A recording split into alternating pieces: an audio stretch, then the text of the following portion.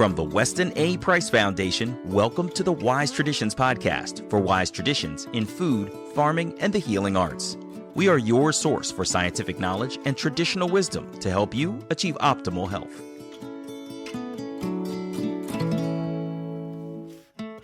And now here is our host and producer, Hilda Labrada Gore. Hey, Hilda here. Move over liver. There is a new, actually ancient, superfood on the scene. It is the oyster. This is episode 499, and our guest today is Stephen Kavanagh. Stephen is a marine biologist with over 30 years of experience and the founder of Marine Health Foods in Ireland. Today, Stephen shares with us the best that oysters have to offer, including selenium, copper, zinc, protein, and more.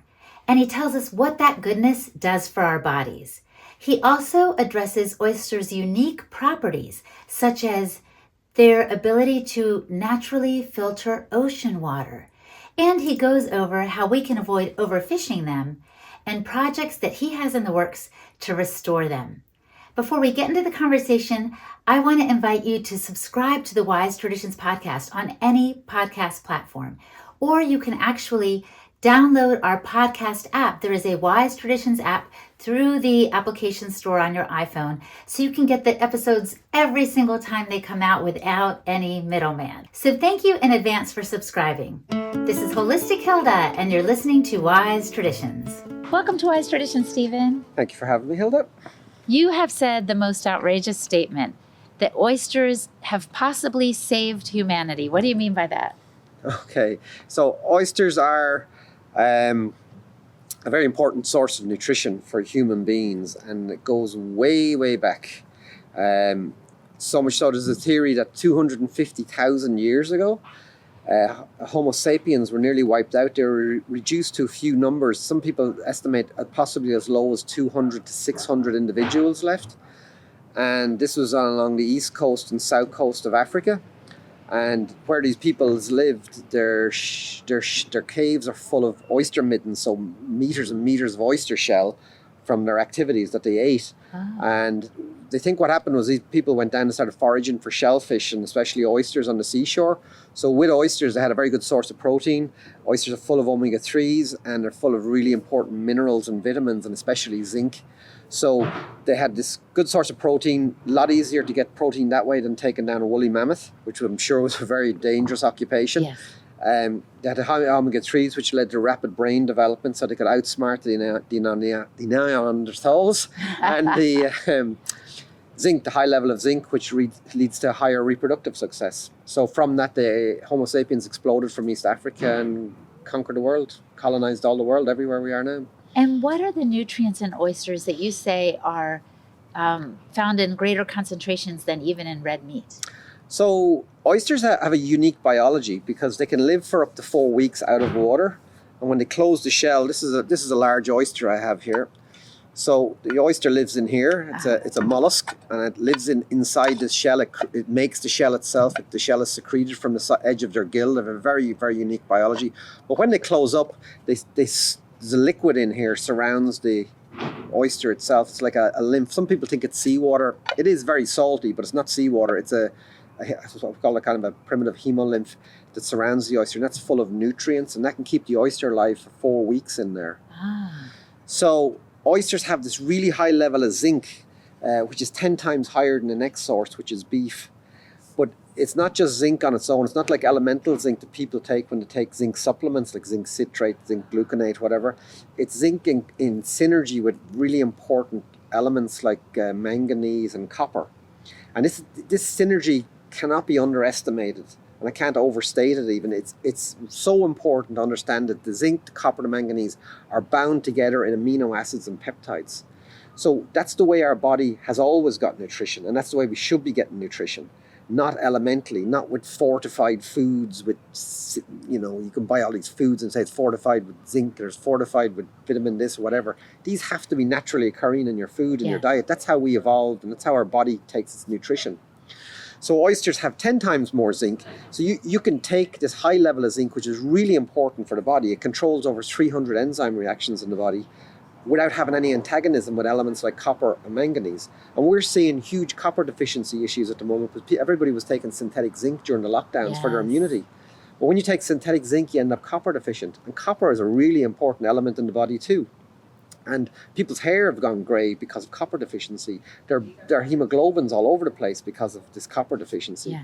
And people think they've too much copper because the copper has now been pulled out of the binding sites in the body by the synthetic zinc they were taking. Oh. But you can take that high level of zinc with bioavailable copper when you take it from an oyster.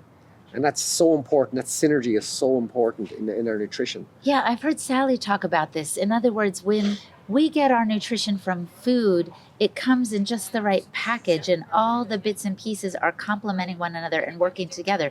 If you take it in isolation, it's a whole different thing. Absolutely. And especially if it's synthetic, by the way, that's not going to do you any favors. Absolutely. We never dug zinc out of a mine. You know, the plants absorb the zinc from the ground or from the seawater. In the case of oysters, these phytoplankton, they absorb the zinc from the seawater to make it bioavailable. Then the oyster eats it, and then we eat the oyster. On land, you know, the plants absorb the minerals from the soil. The animals eat the plants, and we eat the animals, and some plants too, obviously. But you know, eating it further up the food chain you go, the closer it is to us, and the more bioavailable it is.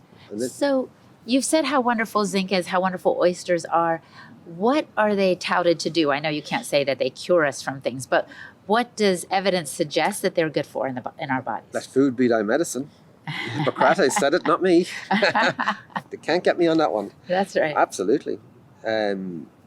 So, minerals, like one of our gurus was Linus Pauling. And Linus Pauling said every ailment, every illness can be traced to a mineral deficiency. So oysters would have all the minerals that our body needs. It's kind of, it goes back to that theory of life evolving from the sea. Yes. That the concentration of salts in our blood is 60% similar to that in seawater. And it gives credence and power to that statement of, you know, life evolving from the ocean. So they have all the minerals we need. But again, like I say, with this high level of zinc, they're really high in copper, manganese, iodine, and selenium. And selenium's nearly absent from our diet because of intensive agriculture, you know. In Ireland, for example, people used to spread seaweed on the land, and by doing that, they put all the minerals from the ocean back into the soil. And then they discovered NPK fertilizers, nitrogen fertilizers, and now the soils are depleted of minerals. So much so that selenium, which is really important for spermatogenesis and insulin production, is nearly absent from our diet. Wow. And we look at the problems of insulin resistance at the moment, type 2 diabetes and obesity.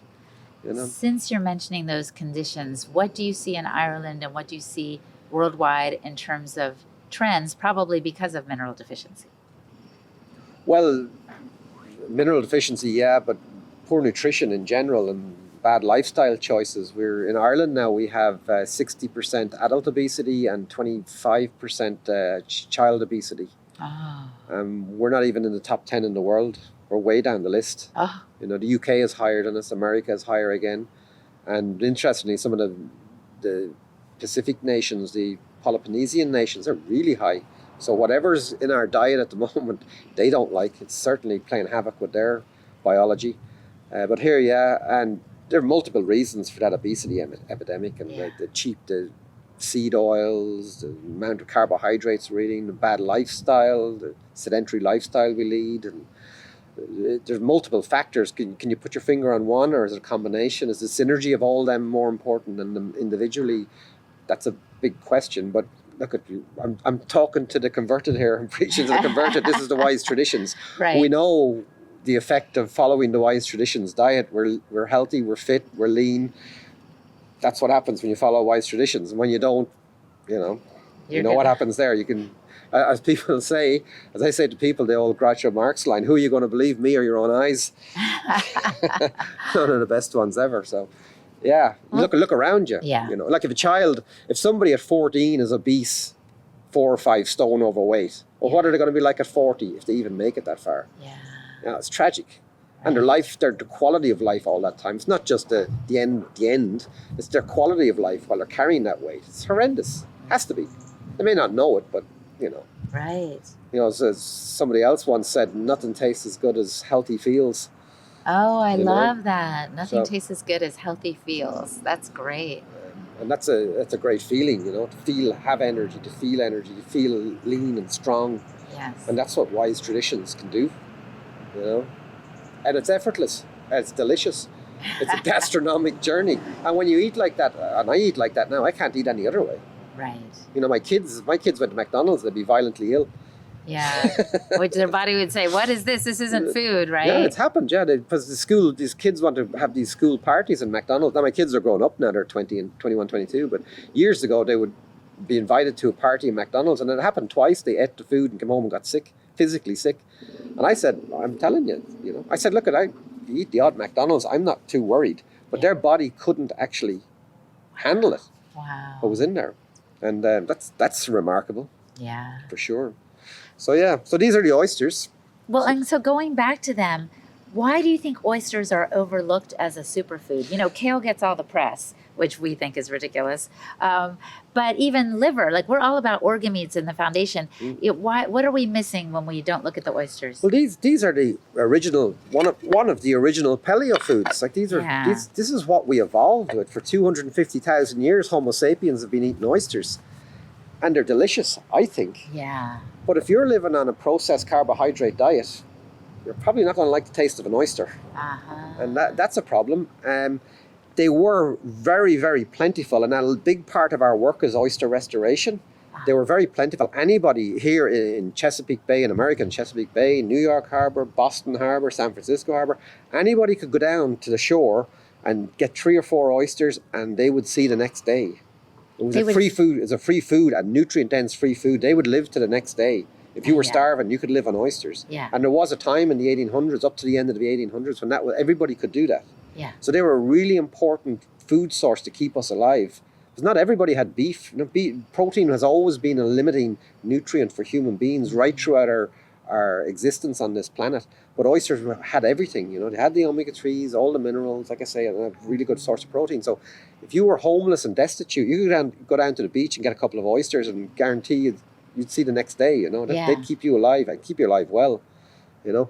But we wiped out all the oysters in the 1800s, unfortunately, through bad management practices and overfishing. And we have less than 1% of our traditional oyster beds left. Less than 1%? Less than 1%, yeah. The Chesapeake Bay was like, if you go to the Chesapeake Bay and go to the Oyster Museum, like there were mountains of oyster shell there. They thought they could never get rid of the oysters. And they had shucking industries there. There were canned oysters produced in Chesapeake Bay, shipped all over the US. The whole country lived on oysters for the last 3 decades of the 1800s. And then it collapsed. It happened in New York Harbor, in San Francisco Harbor, in Boston, like I say. There was an oyster reef off the southern coast of Australia, 2,000 kilometres long. It was bigger than the Great Barrier Reef, and that was wiped out. Wow. Here in Ireland, on the east coast where we're sitting now, we had the biggest native oyster beds in Europe. And there was an oyster bed in the middle of the North Sea, bigger than Ireland itself. Phenomenal. And there were oyster wars. It was incredible. The fishermen in the town where I live put a 16-pound cannon on the beach. They were going to blow other fishing boats out of the water because they were upset with what was going on with the abuse of the oyster beds. The fishermen on the east coast here, they fished the oyster beds for 100 years prior to 1860 successfully and sustained them, and they had a lot of respect for it, and it was a very important part of their annual income. But in 1860, management practices changed and boats came from all over the world to fish here, and they wiped them out. In 1860, there was a recorded catch of 30,000 barrels of oysters in the town I live in. In your town, 30,000 barrels of oysters? Which we estimate was probably around 30 to 40 million oysters. And 26 years later, the catch was 14. Complete collapse of the ecosystem. Whoa. Yeah. So I can't emphasize enough, this is the native oyster, Ostrea edulis. For 4,000 years here, that's what people ate. And in the 70s, we brought this guy from the Pacific Ocean. This is what people in America would know as a West Coast oyster. This guy was brought here for aquaculture. So this now is kind of what most people recognize as an oyster when they go to a restaurant. But this was the native oyster, which is the subject of our restoration and conservation efforts. This is the one that we lived on. This is the one that sustained humanity for 4,000 years in this area and 250,000 years from that period when they were nearly wiped out. So how do you go about this? How do you go about the restoration of the oyster population? Well, in Ireland, and on your visit here, we visited the last working oyster fishery in Ireland. There's only one left in Ireland and very few in Europe even. But it's a well-managed fishery, it's sustainable, and it's a great model. And from that fishery, we Fishery, we're taking adult oysters, which we're doing trials within an area further north on the coast in Clare, in a hatchery there, with a marine scientist called Irritation. And he's trialing these gigous oyster shells to see if we can get these oysters to grow on the dead shell. And we visited that hatchery and we saw really good settlement. So we now know that we can get the native species to settle on these old West Coast oyster shells. We saw up to 17 babies on each shell. So we're going to take those shells and put them back out in the ocean and create what we call meta-populations of native oysters. We'll dot these around the coastline and they will then become self-sustaining and restart the whole process. And if we can get proper agreement from all the stakeholders and proper management practices put in place, future generations here and everywhere should benefit from the fantastic nutrition that is the oyster again. And then we can put it out there. You can have restaurants, you can have biotechnology, you can have a fishing industry again, all these things, but with proper management, not with the kind of what I call rape and plunder that went on of the oceans in the past. We can't do this anymore. We have to stop this because our technology is too advanced. Nature can't keep up with it, especially in the coastal waters. And we need to implement proper management and conservation practices here. If you were not to do this, what would happen? Would the oyster population just die out? Yeah, gone. They'll go. Because these oysters in particular, they're gregarious. They're like humans. They like to live in dense communities. Yeah. And if you thin it out too much, they won't survive. That's when they start to collapse. Isn't that interesting? Yeah, they can't live individually. Just like humans again. We can't live on our own. They live in communities in beds or on reefs. So the beauty of now what just happened in Europe, and this is, I hope this happens in America too, the European Union, the European Parliament have just passed the 2030 restoration law, which stipulates, it's law now in Europe, that by 2030, 30% of our coastal waters have to be designated for restoration. And when you're restoring the oceans, you can't come along and say, oh, let's restore the whales or let's restore the dolphins, because it doesn't work like that. These guys you have to start with. You start with oysters, you start with kelp, you start with eelgrass beds in this part of the world. Because these are temperate, this is a temperate climate here, the temperate latitudes. So the oysters, when they re-establish, they filter the water, which allows light to penetrate, and then the algae can grow. And then the fish like herrings lay their eggs on the algae, and the whales, the dolphins, the seals, the big mammals that we all love and that everybody wants to restore, they live on the herring. But it all starts with the oyster. And they have to be able to make that connection from the whale to the oyster. Yes. This guy is far more important, but as you can see, it's hard to make them cute and cuddly.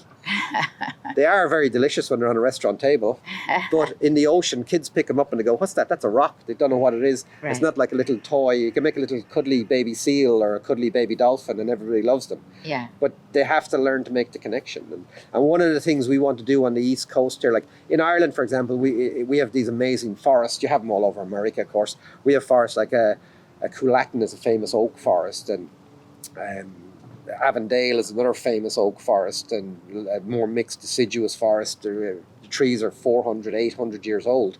But in the ocean, we had kelp forests, and the kelp forests were even more biodiverse than what we have on land. But they were all wiped out by the trawlers. They destroyed the kelp. But kelp isn't that strong. It's not strong like an oak tree. It can be damaged very easily. But those kelp forests are where all the fish laid their eggs and where the juveniles survived until they were big enough to go out to sea. It's like a nursery ground. So we want to restore the kelp forests on the East Coast here too and give them names so they're tangible. But people can't relate to what's under the water. They don't see it. It's out of sight. It's out of mind. Yeah. So we want to name these forests and get the school kids out there fishing and snorkeling and diving in the kelp forest, and have that, when they have that connection, then they'll protect them. Yeah. And if you went into Coolatin Forest here, it's the last protected oak forest in Ireland. It's one of the oldest. If you went in there with a chainsaw, you'd be put in jail straight away. There'd be an absolute public outcry. But we need that attitude in the ocean too, in certain areas, not in the whole ocean, but in areas to protect certain areas for future generations. But we have to restore them first now. We're in a situation where 1% of our biodiversity in the coastal waters is left.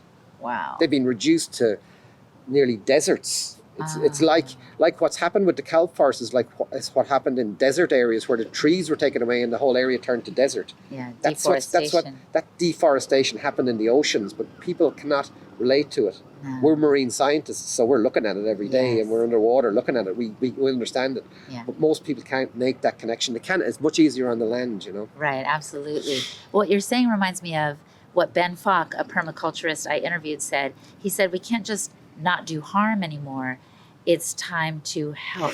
So we can't just stop fishing oysters, let's say, but we need to get creative about how we can repopulate the... Absolutely, and what we're doing, this is regenerative farming in the ocean. Mm-hmm. We want to bring these back in. And the beauty of oysters is, of course, this organism, as opposed to any animal that we farm or work with, oysters are what we call sessile organisms. They're quite happy to sit there and just filter the water all day. Hence the phrase, the patience of an oyster. It's one of the things I've learned from oysters, which you need in the modern world. Yes. So they'll sit there and filter, but they feed naturally from the water. They feed naturally on phytoplankton, which are microscopic plants. And there's no antibiotics, there's no medicines involved. You can't do it because they're in the ocean. You can't administer medicine to the whole entire ocean. Yeah. So they're as natural as you can get in our food. Like even free-range beef and lamb, there's a certain amount of husbandry, but there's very little with oysters and wild seafood. So it really is some of the healthiest food you can eat. And like you said to me, it reminded me earlier, Dr. Price, when he did his studies, the cultures that had a lot of seafood in their diet were the healthiest. They were absolutely the healthiest. Coming up, Stephen gets specific about the benefits we might see health-wise when we include more oysters in the diet. You're listening to the Wise Traditions podcast from the Weston A. Price Foundation. We pause now to recognize our sponsors. Gray-toed tallow. Gray-toed tallow believes that truly nourishing skin begins with only the finest ingredients. That's why their top priority is to get only the best 100% pastured tallow from organically raised animals. The result is a clean product with just a few ingredients, very much like what past generations relied on for healthy skin. Gray Tallow also strives to keep their wholesome products affordable, making it more accessible for those seeking natural skincare solutions. And hey, we all know that life is busy, which is why you can let Gray-toed Tallow do the work for you, transforming the suet into a tallow balm that your skin will love.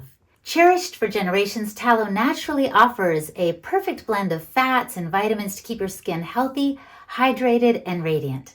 So visit graytoedtallow.com today to explore their full range of products designed to nurture your skin from head to toe. And use the code WISE10 at checkout to get 10% off your order and experience the difference that Gray-toed Tallow can make. Again, go to graytoedtallow.com and use the code WISE10 to get 10% off your order and experience the difference that Gray-toed Tallow can make. New biology. Modern healthcare systems are failing us. Months-long waits for appointments are typical, only to spend 10 minutes with a doctor who quickly makes a generic diagnosis, resulting in medication dependency, invasive treatment options, and unpleasant or harmful side effects, with no real cure. If this sounds all too familiar, consider a different approach with the New Biology Clinic founded by Dr. Tom Cowan. He's a respected alternative medicine doctor, author, and speaker. And Dr. Cowan's holistic perspective on health and wellness and the true nature of health and disease sets this clinic apart. At the New Biology Clinic, they're not about quick fixes. The wellness specialist takes time to understand your unique story, recognizing that illnesses have various causes and you deserve a personalized healing experience. Clinic members enjoy a flat monthly fee that includes a range of valuable services like virtual health consults as needed, wellness specialist-led, live streams on diverse health topics, access to a members-only resource library, and multiple live group sessions every month. And these sessions cover things like fitness, breathing integration, biofield tuning, guided meditation, EFT tapping, and more. And there are membership options for individuals, small and large families, and health and enrichment only, and even one-time health consults without a membership commitment. So visit newbiologyclinic.com today to learn more, or reach out to the friendly care team via phone or email, and use the code WISETRADITIONS to get $100 off your membership activation fee. Or you can use the code WAPF to get your first month free on an enrichment services only membership. So codes must be in all capital letters, by the way. Your journey to genuine healing begins here. Again, that's newbiologyclinic.com, and use the code WISETRADITIONS in all caps to get $100 off your membership activation fee. Or use the code WAPF, again all caps, to get your first month free on an enrichment services only membership. The codes must be in all caps, as I said.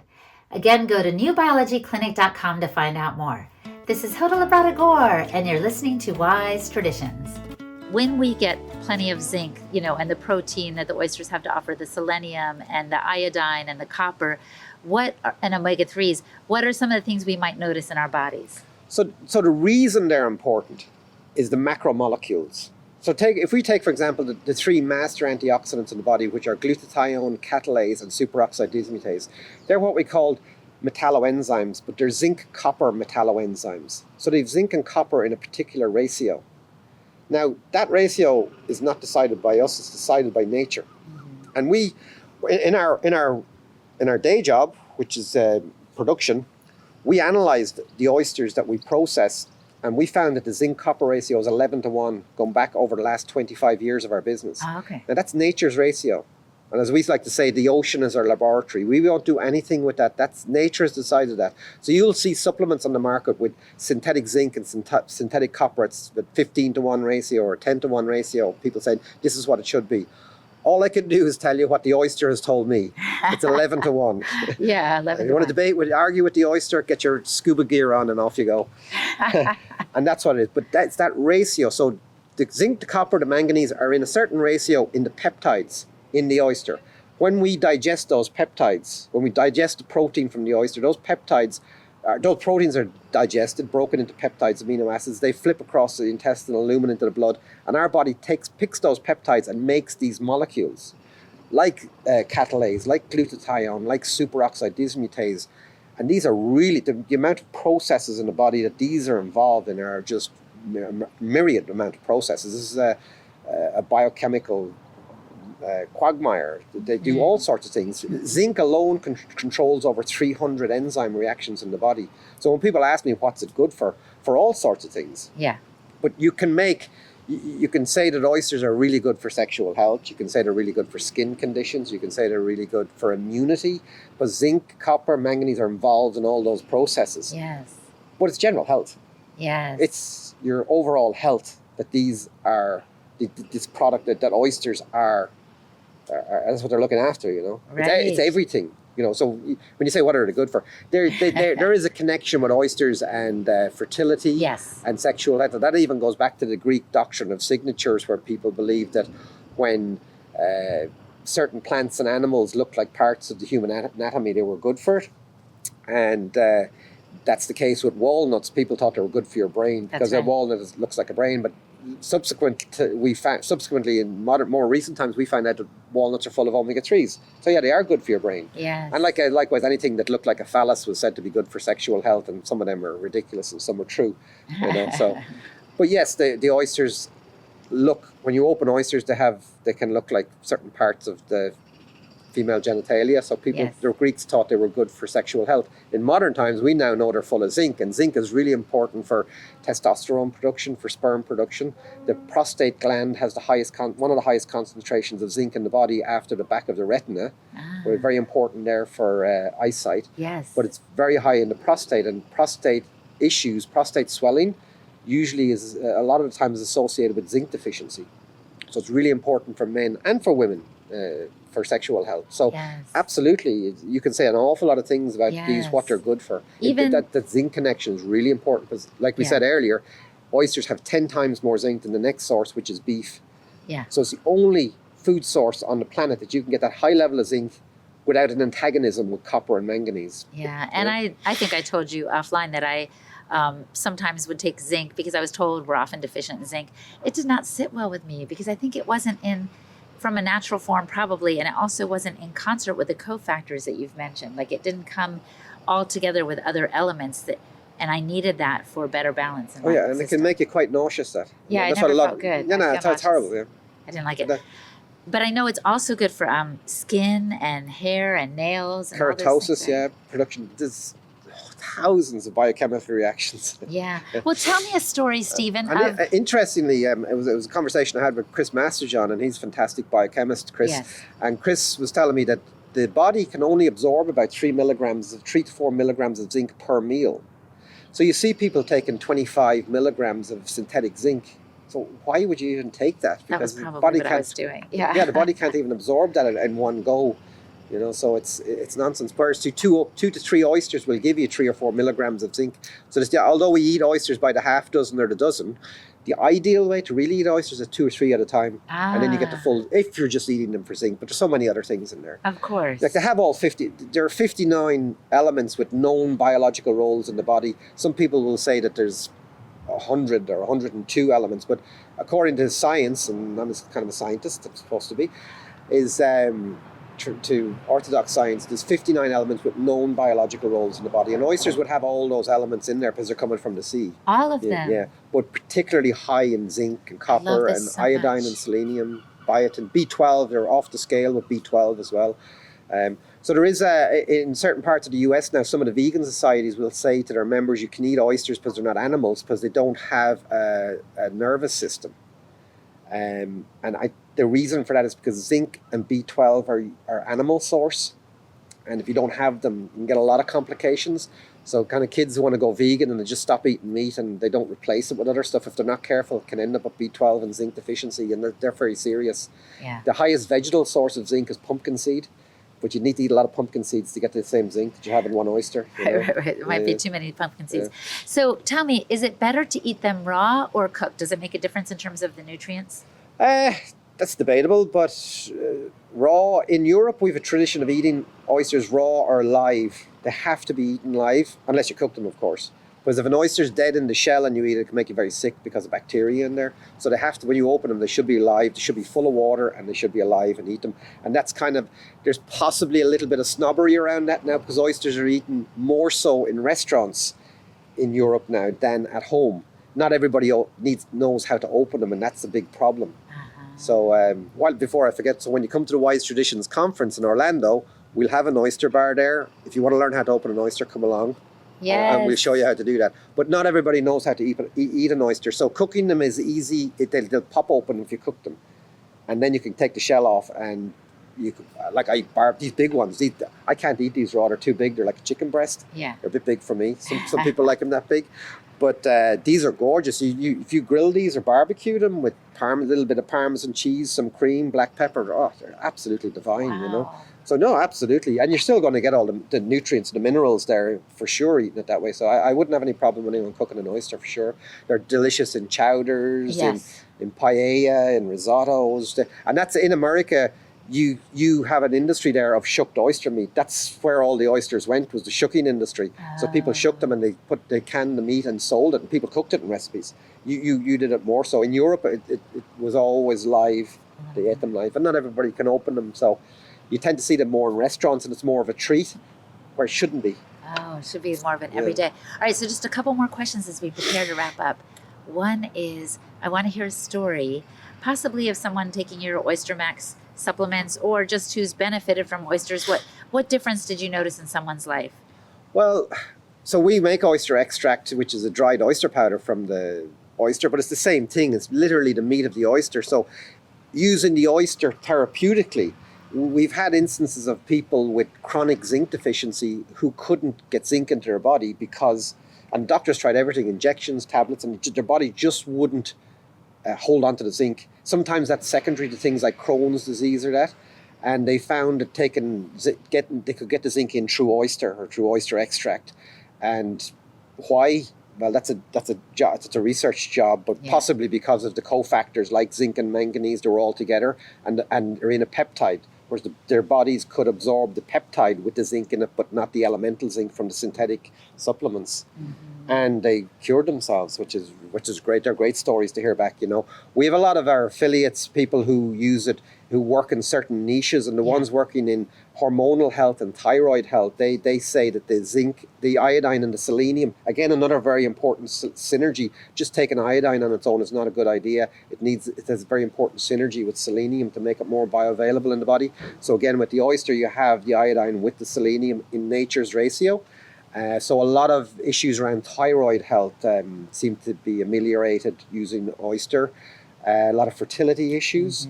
We've had cases of people saying they failed at IVF, getting pregnant, taking up in their dose of oysters. A lot of skin conditions, used a lot by a lot of therapists and integrative doctors for skin conditions and everything. Like I say, one of the highest concentrations is at the back of the eye in the retina, because you get a lot of oxidative damage there from UV light coming into your eye. So the body has to neutralize those free radicals, and it needs to make superoxide dismutase and glutathione and catalyze those master antioxidants, which need zinc, copper, and manganese. So there's very high concentration of those master antioxidants at the back of the eye to protect it from the free radical damage. So the retina actually has one of the highest concentrations of zinc in the body. So again, it's very important for eyesight. And if you see synthetic supplements for eyesight on the market, they all have zinc in them, but it's synthetic zinc. They usually put zinc with mesozeaxanthin and lutein are three of the elements they sell for eyesight. But get your mesozeaxanthin from your leafy greens, your zinc from your oysters. Can't remember the source of lutein naturally from the diet, but I have no doubt somebody out there does. Yes, let food be your medicine. It kind of comes back to that. Yeah, well, what do you say to the person, Stephen, who's like, Stephen, you've gone off the deep end. Literally, you're too into oysters. They're not that great. I mean, what do you say to people who are a little skeptical, or who they're squeamish? I don't like the taste of oysters. I don't like the texture. Surf and turf.